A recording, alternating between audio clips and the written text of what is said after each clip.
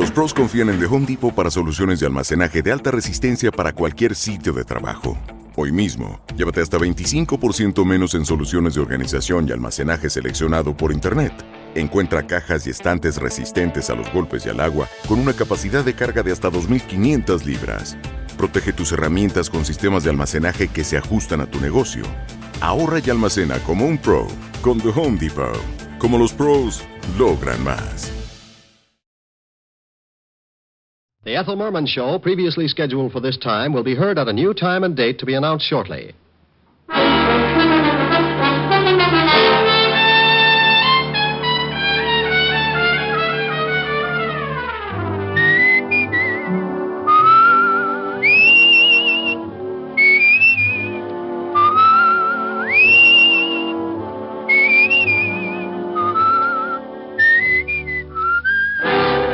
Transcribed is Dick Powell as Richard Diamond, private detective.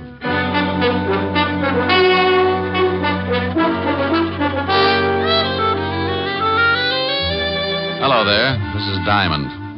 Hey, I got a beef. I went shopping for my girl Helen Asher the other day. You know, stuff for dinner. This town's gotten hotter than a blast furnace in Death Valley, so you got to pick out things that make for a cool meal, like salads, cold cuts, beer. Real picnic style. Well, I figured I could whip up a fancy tossed salad or something until I got around to the tomato counter. Have you glommed onto the price of tomatoes lately? Now, what's with that? So the cost of living is inflated. So a T-bone makes like it just arrived direct from the Sultan's classiest cow. Okay, a T-bone I can understand. But what's with a tomato? When it costs so much, it should be hanging from a charm bracelet instead of lying in a salad bowl. Who needs it? So I bowed from the waist and figured you could still do a lot of things with a plain head of lettuce. I got another beef, too. Why can't people start their killings in December when it's cool? Now, about a week ago, I got mixed up in a case, and before it was over, I took so many salt tablets, I am now the best seasoned private detective in New York. It started last Tuesday morning about 11 o'clock in an apartment on the Upper East Side. Ginny? Yeah, genius. No cracks. No cracks. We're both waiting for old Gibson to turn us into the cops, and you say no cracks. This whole rotten mess is your fault. Well, how did I know the old goat wouldn't fall for it? Well, he didn't, so we better start packing. What for? Because I don't want to play hostess to a lot of little men in blue. I'm allergic to handcuffs. Relax, will you? They won't find us. They can trace me from the other apartment. How? Gibson don't know your real name. Did you leave anything in the other place, or we'll lead him here? No. Cleaned out everything except the clothes. I didn't have time to move them. Notice you got away with the mink. What do you want me to do? Leave it behind? No, we can hock it. Hock it? Yeah. You want to blow town? Takes cash. Cash I ain't got. You're telling me. Look, baby, if Gibson does go to the police, I'll have to hock the court so we can blow this joint, see? All right. You go get rid of it, and I'll start throwing some things into the suitcase. Who's that? How would I know? Maybe it's the landlady. Oh, I forgot. They're painting this floor today.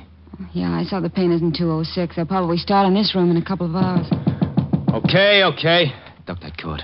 I don't want the landlady to spot it. Yeah. Yeah, what? Gibson. So you really are married, huh? Who is it, Harv? Hello, Virginia. Mr. Gibson. Yes, I waited around in front of the other apartment and followed you here. I wanted to be sure to send the police to the right place. Look, Mr. Gibson, look. You look, whatever your real name is. I don't like being blackmailed or threatened. But please... No, Virginia, my mind's made up. In a way, I'm sorry for you, but you didn't think about me. I'm past 60, and I'm tired of being made a fool. Look, why don't you give her a break, Mr. Gibson? Now, I'm not asking for That's me. very noble of you. You should have thought about that a few hours ago when you accused me of making love to your wife. You're not really married. Why, There is no need of displaying your indignation. There'll be plenty of time for that when the police arrive. Harv? Yeah. Come in. Only how dare you? Take your hands off me. Look, you ain't calling nobody. You gonna listen to me? You take your hands off me. What are you going to do, Harv? I'm gonna change his old goat's mind about calling the cops. You can't threaten me. No. Oh, you struck me. How'd you guess? Harv, take it easy. He's an old man. Your concern is misplaced, my dear. I can take care of myself. What? Why, you... Give me that can. I'll be glad to give it to you across your shoulders. kill me to hurt Clark, you. be careful. Hit me with a can, will you? No, young. I'll shut you up for good. Harvey! Harvey! You idiot. Huh? You big, stupid idiot. Look what you've done. All right, so what? No better next time. Throw some water on him. Well, did you hear me? Throw some water on him. What's wrong? Come on, Gibson. Come on. Holy cow. Listen. Yeah. Oh, shut up. Gotta get him out of here. Why'd you have to hit him with a cane? Now you're in trouble. I'm in trouble. We're in trouble, baby. We. Stop that crying all over the place. Help me get him out of here. How are we going to do it? It's broad daylight. Yeah. Can't get him out of the building like this. We'll have to wait till the night. We can't leave him in here. Why not? The painters. What do you mean? What? They'll be here in a little while. Oh, yeah. Oh, yeah. Now what genius. Shut up, will you? I gotta think.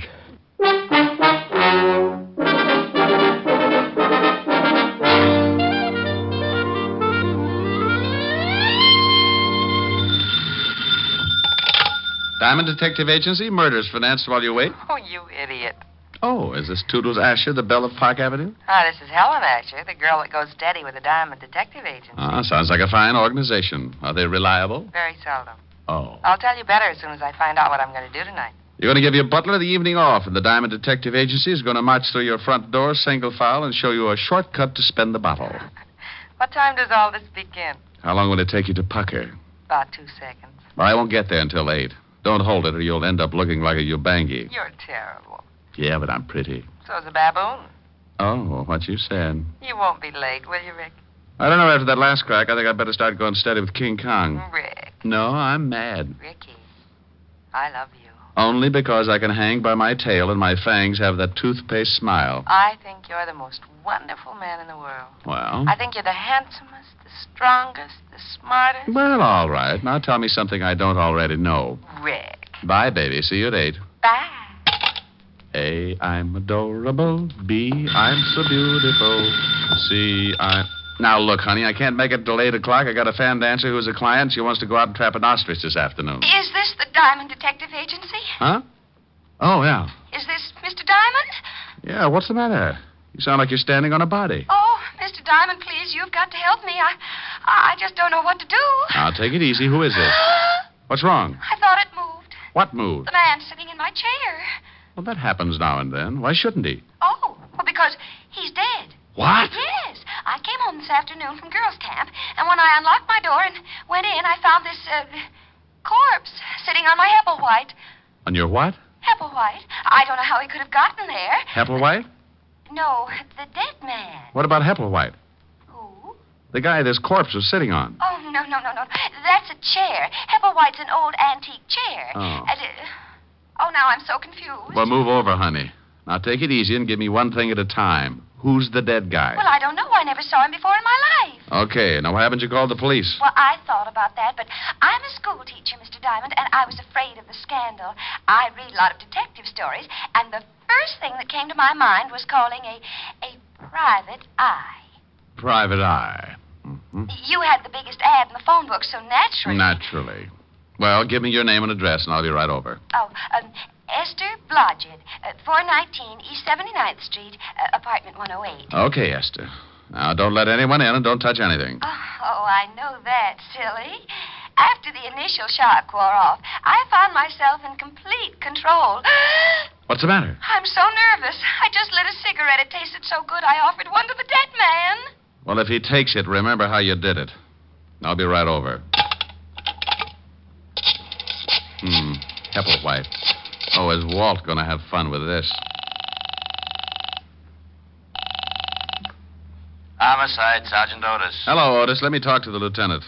Diamond? No, this is Black Beauty. I just did a mile in 1:12, and I want to report that I've been doped.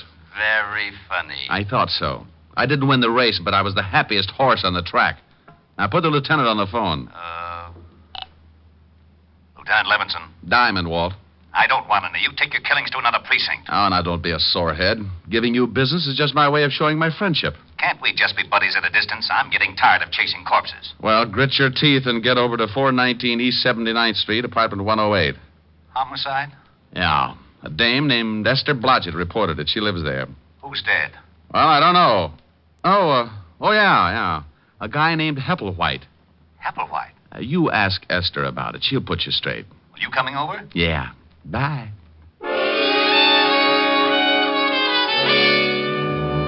As I went out of my office, I thought about Esther Blodgett and wondered how mad she would be when the police turned up. I had to call them whether she wanted a scandal or not, because homicide comes first in my book. I'm an ex-cop, and I still follow the rules. It's not a conscience. I just like staying in business, so when someone turns up with a killing, I always let Lieutenant Walt Levinson know about it. I grabbed a cab, and 20 minutes later, I was standing in Esther's apartment along with Walt, the dead man, and Hepplewhite. Oh, you're a swell fella, you are. What's the matter, Walt? I've been going through that Hepplewhite routine for the last 10 minutes. I just found out it was a chair, that one right over there, the one that stiffs in. Mr. Diamond, why did you call the police? I thought you'd ask that. Because that man's been murdered, Miss Blodgett. That's what good citizens do when they find a dead man in the apartment. But the scandal. I'm a school teacher. What will my students' mommies and daddies think? Honey, just confuse them with that Hepplewhite routine. What did you find out, Walt? Not much. The coroner will be here in a few minutes. Looks like someone gave him a pretty good beating. What's that all over his clothes? Isn't that blood, Mr. Diamond? Yeah, he's been bleeding all right. I mean that brown stuff, Walt. Looks like lint or something. I noticed that, too. I don't know what it is. We'll have the lab analyze it. Tell me, Esther, you said when you came in you unlocked the door. Yes, that's right. Are you sure it was locked? Why, yes, it has a catch lock. Besides, you have to turn the key and then use the other hand to turn the knob. Did you touch anything? Open any windows? I touched nothing. Oh. Well, there's a good one, Walt. Yeah, a corpse sitting in a room with the door and all the windows locked. Do you always lock the windows when you go out, Miss Blodgett? Well, I've been away for several weeks at a girls' camp. Aren't you a little old for that sort of thing? Oh, I've been counseling. One of the teachers who goes along to take care of the young girls. What do you think, Rick? Well, he wasn't killed in this apartment. No signs of a struggle. There's only blood around the chair and on the body. He must have been carried in. There would be blood trails on the floor. Not if he was carried in something. You say you never saw this man before, Esther. Never in my life. Any identification in his wallet? Yeah, name's Gibson. Leland Gibson. No money taken either, so that eliminates the robbery angle. Any address? Yeah, he's got an old driver's license. 12 East 64th Street. Pretty classy district. Judging by his clothes, he was well fixed. Tailored? Good store? As soon as the coroner arrives, I'm going to check this apartment building. Maybe somebody heard something or saw something. Walt, let me check the 64th Street address for you. This is a police job. Why do you want to check it? Oh, because poor Miss Blodgett looks so unhappy. I am, Mr. Diamond. I am very unhappy. See, Walt? So she's unhappy. If you want to check the place on your own, go ahead, but I'm sending some men over anyway. Mr. Diamond, I like you. Well, thank you, Esther. No. I want to hire you to catch the killer and free me from this awful policeman. Awful policeman? Do you know how I got this way, Miss Blodgett? Oh, I'm sure it wasn't easy. Good for you, Esther. I got this way because of this private detective. Just call me Blue Eye. Ever since he stopped working with me and left the force, I've gotten mixed up in more screwy cases than an alcoholic in a whiskey truck. There isn't 1 week that he doesn't turn up with 1 or 2 killings. My, he gets excited, doesn't he, Mr. Diamond? And in his spare time, he intimidates my sergeant. Just call me Rick, dear. I've taken enough bicarbonate in the last year to stop Vesuvius erupting. And if he doesn't give me a little peace and quiet, I'm going to end up solving a killing of my own. Rick, my, that's a nice name. How did you ever get to be a school teacher? You don't look the type. Are you listening to me? Oh, what makes me so different? I've seen signs on highways that say it better than I can. What are you two babbling about? You mean the ones that say, danger, stop, look, and listen? Well, that fits, but I was thinking about curves and soft shoulders. Oh, no. Now, you listen to me, Diamond. This is serious business. A man's been killed in Miss Blodgett's apartment. If you want to take her on as a client, go ahead. But any questions from here on in will have to be gotten down at police headquarters. You are taking me in, Captain? Lieutenant. Yes, you'll have to come down for questioning. Rick? You go along with the big bad policeman, dear. I'll have you out in no time. Well, all right, if you say so, but this has never happened to me before. Now, that's unfair. Walt, stop blubbering. Yes, Walt. What is it? Oh, you get out of here. Oh! Otis! Where the devil is Otis? I left Walt jumping up and down in front of Esther and the corpse and headed for 12 East 64th Street. It was an old brownstone in one of the wealthier districts. And when I rang the doorbell, I got another surprise. Yes? Yes. Don't tell me you're a school teacher.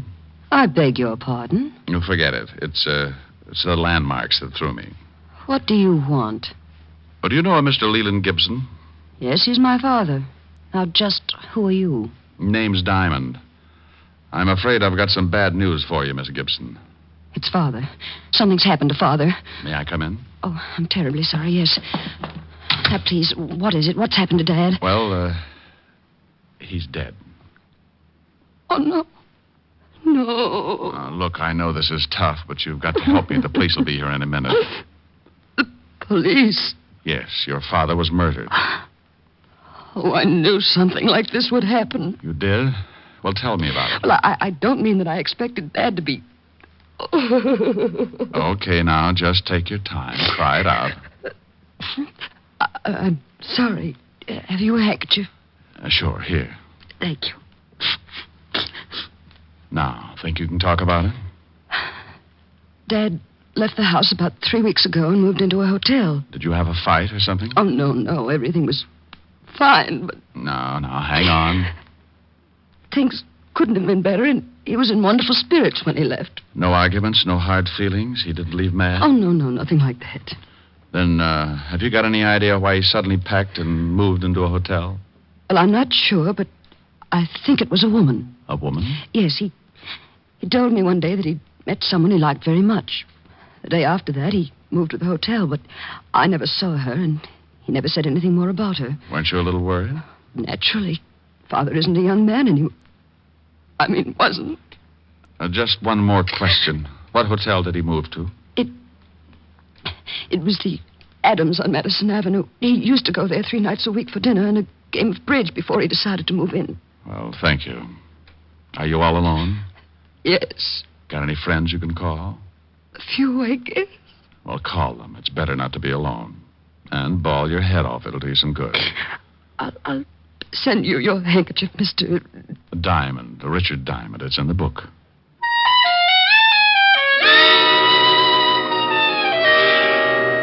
For some reason, I've got a talent for leaving people emotionally disturbed. Walt hops around like a rabbit in a cabbage patch, and Otis always tears his hair out by the handsful. Miss Gibson was less active about it. She just tried to smile and shed enough grief to fill a tub. I grabbed another cab and headed for the Adams Hotel. Yes, sir. Do you wish to register? No, but I want to find out about someone who did 3 weeks ago. Oh? Yeah, Mr. Leland Gibson. Why, yes, he's staying at the hotel. From now on, that's past tense. I don't understand. He hasn't notified us that he's leaving. Well, that might be a little difficult. If you'll run down to the morgue, I think you'll find out you're stuck with an empty room. The morgue? Yeah. Mr. Gibson has taken over one of the slabs, rent-free. Oh, my goodness. What happened? He's kind of dead. When did you last see him? Early this morning. He left the hotel around 10. Know where he was going? Why, no. Do you remember him having any visitors in the last 3 weeks? A girl, I mean. No. Are you looking for a girl? Yeah. Mr. Gibson's daughter seems to think he was running around with a woman since he moved into the hotel. Oh. You say that like you knew what I was talking about. It was common gossip around the hotel. What was? Well, Mr. Gibson has been coming to the hotel for many years. He used to eat dinner here 3 nights a week and then play bridge with some of the hotel regulars. Now, about a month ago, we took on a new waitress. Uh-huh. Now, it was very obvious that Mr. Gibson was quite taken by her. So much so that he moved into the hotel and ate at her table every night. Oh, what was her name? Virginia Pelgrim. Quite good-looking. About 5'3", dark brunette, very well, I'd like to see her. That's impossible. She left the hotel about a week after Mr. Gibson arrived. Oh, swell. Wasn't Mr. Gibson unhappy? Oh, no. He was rather happy, in fact. I believe he wanted her to move so he could see her more often.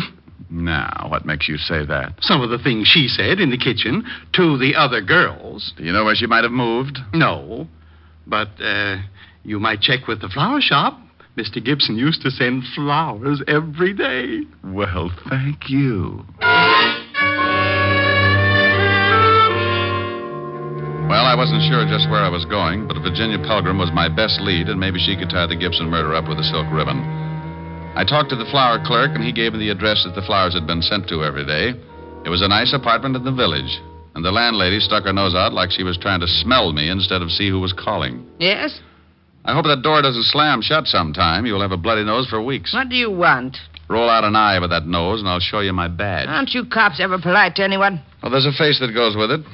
I'm looking for a girl, about 5'3", dark brunette. You're in the wrong place. Her name's Pelgrim. Oh, hush. Lives upstairs. She does, huh?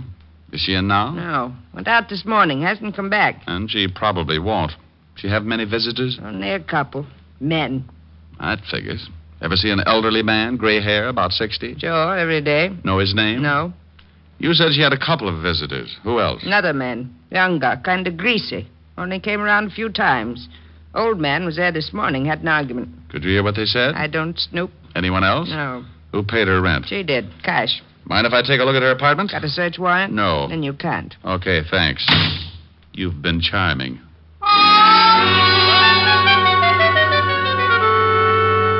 I left the old bat and headed back to the schoolteacher's apartment. If I was right, I'd seen setups like this before. But there was still the problem of finding out how Gibson was killed and how he got into a locked room. When I pulled up, I saw the wagon, complete with corpse and coroner, pulling away for the morgue. And when I went in and knocked on the door, I was certain that they'd forgotten one of the bodies. Oh, it's you, Shamus. Why, Otis. They're leaving without you. Who is? The hearse. Shouldn't you be lying down or something? Now you stop that Rick and get in here. Hello, Walt. What's new? Well, Rick. Well, Esther, has Otis been using his rubber hose on you? Oh, no, but I was getting lonesome. I'm glad you got back so soon. You are. As soon as you two stop rolling your eyes, maybe you can tell me what you found out, Mr. Diamond. Yeah. Walt, send Otis down to the station for a search warrant. Then tell him to get over to 9 West 12th Street and see what he can find in the Miss Virginia Pelgrim's apartment. Who's Virginia Pelgrim? The only person who was mixed up with a murdered man. There was another man who used to see her, but I can't find out who he was. All right. Otis, go get the warrant. Yeah, Lieutenant. Thanks, Diamond. A pleasure, Sergeant. What did you find out, Walt? There were 11 people in the building at the time of the killing. None of them ever saw the guy before. Here's a list of the names. 3 people on this floor, 5 on the second, and 3 more on the third. Have you talked to the landlady? Certainly. She doesn't know any more about it than the rest. What about that funny brown lint on the dead man's clothes? We're checking on that right now. The lab said they'd call me. Did the landlady say she had a key to this apartment? Sure, but she hasn't used it but once since Miss Blodgett was away at girls' camp. When did she use it? 3 days ago, when she had let the painters in. And she says that the windows and door were definitely locked, because after she aired the paint smell out, she locked them herself. Painter, huh? Yes, and I've been looking. You know, I think they did a terrible job. Why, the kitchen alone... Esther. Yes, Rick? Later, dear. Yes, Rick. Walt, did they paint the whole building? They finished the second floor today. Oh, I'll get it, Miss Blodgett. Probably the lab. Rick, Yeah? do you know who did it? Yeah. I got a hunch. Oh, I see. you're wonderful. Yeah. Okay, thanks. Lab, Walt? Yeah. That lint you spotted on the dead man's clothes is from the mat that they put under rugs. Mm-hmm. Walt, you were on all the floors. Did one of the apartments have a rug missing? They're all missing from the second floor. The tenants took them down to the basement when the painters moved in. Any off this floor or the third? No, just the second. Well, your killers are on the second floor, Walt. How do you figure? Well, let's look at what we've got. Dead body in a locked room. Blood on body and floor around body, but nowhere else in the room. Carried in a rug. Bullseye. Oh, this is so exciting. Esther. Sorry. Yeah, but how does a dame called Pelgrim figure into it? There's no Pelgrim listed in this building. Well, there shouldn't be if I'm right. The dead man met Virginia Pelgrim while she was working as a waitress in his hotel. She gave him a pitch and he fell. He put her up in an apartment so he could see her more often. So what? I think she was working with another man. A man who was seen around her apartment by the landlady. Then how did the body get over here? The guy the dame was working with probably lives here. What about the motive? Well, my guess is that Gibson was being blackmailed, and he followed the girl here. He was probably going to yell cops, so they killed him. Okay, now what about the locked room? Explain that. I let the landlady of this building explain it, Walt. Go ask her one question. Who had this apartment before Miss Blodgett? Esther. Oh, I'm sorry, Esther. Well, I can tell you that. A Mr. and Mrs. Austin, they moved to a smaller apartment and let me have this one. It's more rent, and they couldn't afford it, I expect. This is a better apartment, though. It has very... Esther, what apartment did they take? Oh, it's on the next floor. Apartment 209. According to this list of people who were on the second floor at the time of the killing, the Austins are the only couple. What did Mrs. Austin look like, Walt? Oh, about 5'3", dark brunette, very well. Oh, say no more. Come on, Walt. May I come? No, Esther. You stay here. I'll be back later and discuss the better features of your nice little apartment.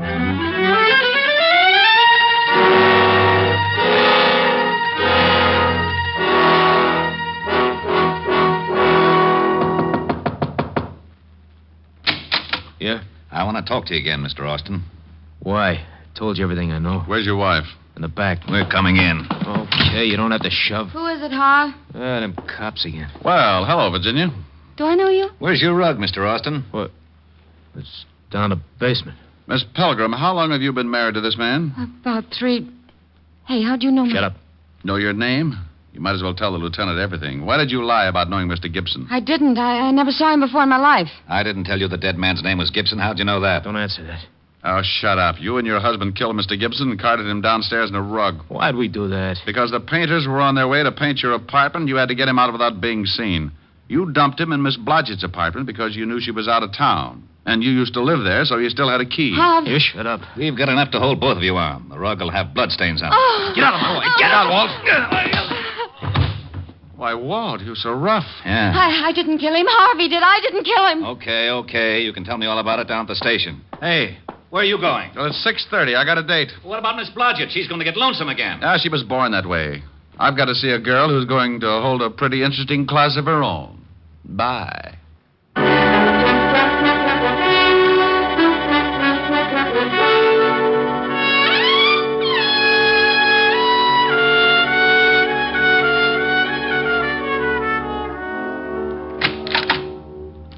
Hi. Hi. Well, don't you look comfortable? Where's Francis? I gave him the night off, like you suggested. You're cute. I've got a cool dinner in the library. School day, school day. You sound happy. Well, I was just thinking about a school teacher I knew once. That looks mighty toothy. Sing for your supper. What? Got a new tune on the piano. Oh, honey, I'm hungry. You sing first, and then you can eat. Oh, all right. What is it? Right here. So in love. Oh, okay. Strange, dear, but true, dear. When I'm close to you, dear, the stars fill the sky. So in love with you am I. Oh, keep going. I'll get it. Even without you, my arms fold about you. You know, darling, why so in love with you am I. Was some girl asking for you. Oh, some girl. Wow. I told her there was no one here but the piano tuner. Oh? She leave her name? Uh-huh. Hepplewhite. Hepplewhite. Yes. Who's she? Come here, baby. No. I want to know who she is. I said come here. No, Oh. Ricky. Mm-hmm. Who's Hepplewhite? Oh, just a chair, baby. A cute blonde chair.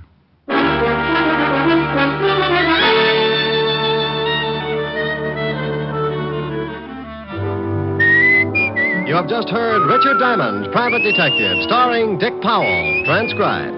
Helen was played by Virginia Gregg, Lieutenant Levinson by Ed Begley. Also in our cast were Wilms Herbert, Georgia Ellis, Tony Barrett, Joan Banks, and Norman Field. Music was under the direction of Frank Worth. Richard Diamond is written by Blake Edwards. Now, this is Eddie King reminding you that Dick Powell soon will be seen in the screen version of the bestseller novel, Mrs. Mike, and inviting you to be with us again at the same time next week when we will again bring you Dick Powell as Richard Diamond, Private Detective.